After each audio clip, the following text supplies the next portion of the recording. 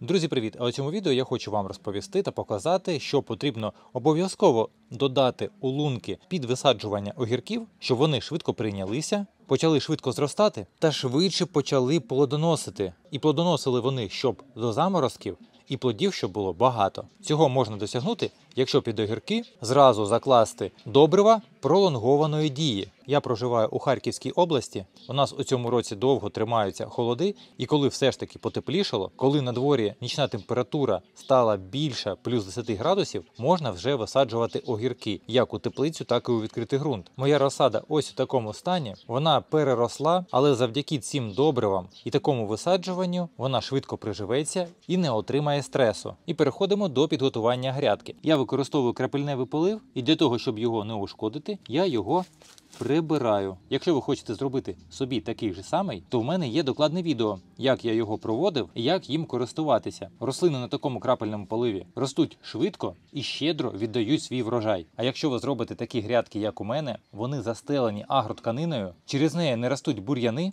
ґрунт швидше завдяки їй прогрівається, і це також впливає на родючість рослин та збереження родючим ґрунт. Усі ці відео ви зможете знайти у мене на каналі, а також я залишу посилання у правому верхньому куточку. Лунки робимо глибиною більше, ніж розмір стаканчику, щоб у нас було достатньо місця для внесення добрив. І перше добриво, яке я буду додавати у лунку під огірки, це гранульований курячий послід. Це збалансоване органічне добриво, в якому є азот, фосфор, калій та різні мікроелементи. І він пролонгованої дії.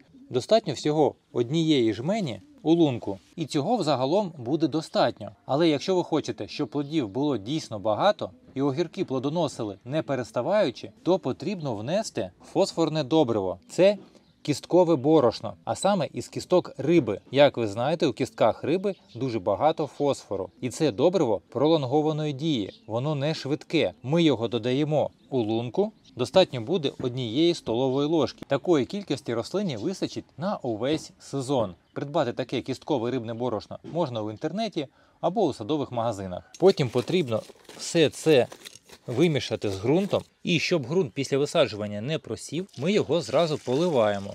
І даємо воді увібратися. Наливаємо повну лунку води і чекаємо. А також є ще один аналог цих добрив. Я його показував у минулому році. До гранульованого курячого посліду можна додати одну звичайну рибину невеликого розміру, просто закопавши її під рослиною. Вона протягом сезону буде розлагатися мікроорганізмами, котрі знаходяться у ґрунті, і перетвориться на легкодоступне азотне та фосфорне добриво для вашої рослини. Якщо ви це відео не бачили, також залишу на нього посилання. Ну тепер ми беремо нашу розсаду огірків, занурюємо її у лунку, з боків нагрібаємо ґрунт і ущільнюємо його руками, щоб був кращий контакт коріневої системи з новим ґрунтом, щоб рослина швидше прижилася. А щоб додатково знизити ризики стресу, додайте у воду який-небудь стимулятор росту і полийте їм розсаду. І так, як у мене розсада вже досить велика, я зразу її підв'язую. А вже через 1 добу, коли вона приживеться, я проведу дуже важливу операцію на цій розсаді, що дозволить мені